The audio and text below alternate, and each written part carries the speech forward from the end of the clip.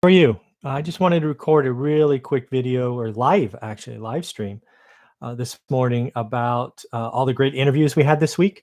This is something I want to do usually Friday or Saturdays as we head into the weekend. Really highlight some of the interviews we had with other successful investors. I find this might be an easy way for folks to kind of digest all the content I put out. Things I've noticed by putting out a lot of content is, I get some feedback sometimes. It's like, oh my God, I can't keep up. I'm sorry. Um, this is fun for me. So I try to create something every day. And if it's too much, I apologize. But let's just talk about the interviews of the week. There were four that I kind of want to highlight, and I'll just use their first names. You can check them out. And I think we're going to go oldest to newest, just so we know. So it starts off with Caleb. Yeah, Caleb. Hopefully I'm pronouncing that right. I mess that up every time. But he really tells us a story about never investing alone. Right, when you hear his story, he talks about being a real estate entrepreneur. He actually is pretty interesting because it's kind of like no deal left behind. It's kind of how I summarize that interview. He finds a way to profit, from each thing that comes across his agenda. And again, I believe he's in Alabama, if I remember correctly. It's been about a week, so I could be off. But anyways, he's interesting because he talked about having a single family home strategy with one set of partnerships or one partner, I think. I want to say Evan, but I'm not sure if that's right. That's just totally out of left field. But anyways, he has a partner for single family homes. And then he talks about doing larger multifamilies and really looking at apartments and things of that nature as he goes forward. So really interesting to see what he's doing there, and really great interview. For those folks that are under 30, you should take special interest in that interview because it really highlights the thinking bigger and really putting in an infrastructure so you can do this business for decades to come. And that's really important, I think, as you look at this. Is this business doesn't look at your age, right? Other than having to be 18 to sign a legal contract, you can do big things in this business right out of the gate. And we have plenty of interviews on this channel talking about that. I remember one in particular where a gentleman started at 18 and now is doing apartment syndication. So lots of great stuff going on. We roll from that into my friend Fuquan, who just released his third book. Little jealous there. I want to say it's called Passion for Real Estate Investing. And again, that's just from memory. His story is phenomenal, right? He talks about his journey in the book, which I think is phenomenal.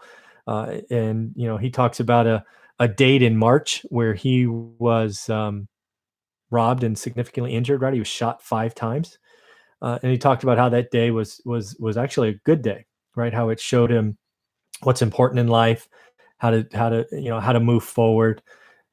He went from, maybe being someone thinking of himself to, a totally different person. And you got to love a story like that. I've got the book on order, and it's a great story. I think any real estate book that talks about somebody's journey, if I find out about it, that's going on my bookshelf.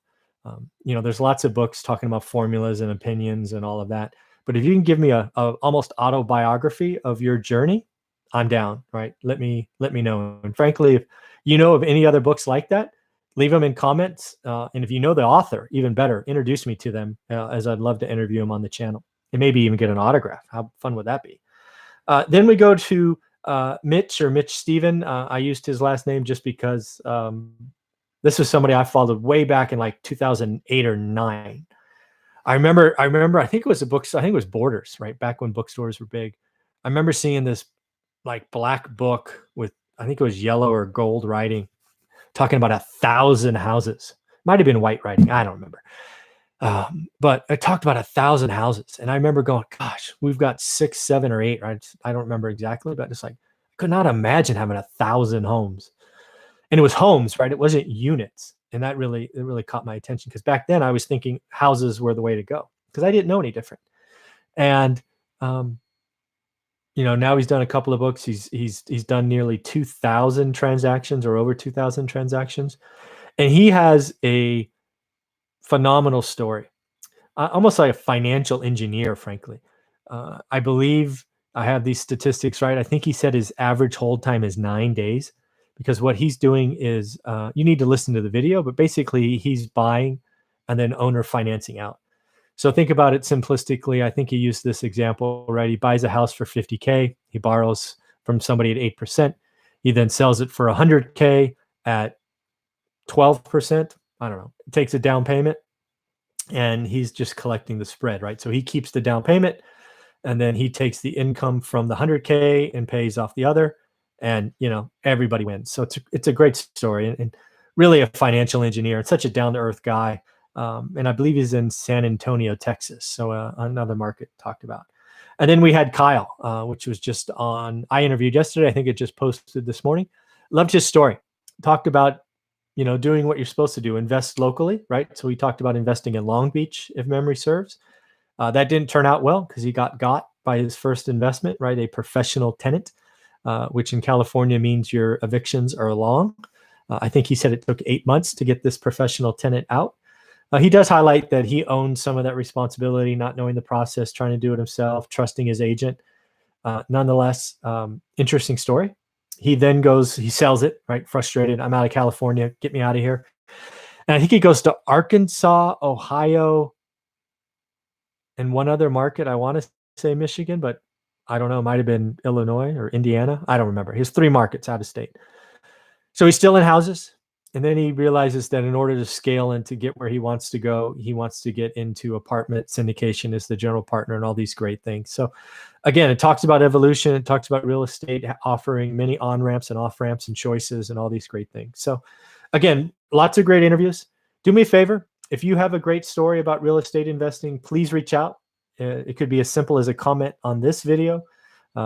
You can send me an email if you happen to have it, or again, just leave a comment. I'd love to get more interviews scheduled. Love to talk to you, interview you, or if you know someone who we should interview, please make a mutual introduction, and let's get that scheduled. Lastly, I will be keynoting a presentation tomorrow in San Francisco. I believe it's the Better Turnkey event, and I look forward to seeing Bobby and Tom out there, and anybody else who's there. Bring your book. I will autograph it for you if you happen to have it. I think I'll have a couple copies with me if you just want to buy it directly from me and get an autograph. That'd be great. Otherwise, have a great Friday, and make sure you're taking steps forward over the weekend on your real estate investing journey. Take care. Have fun. Bye.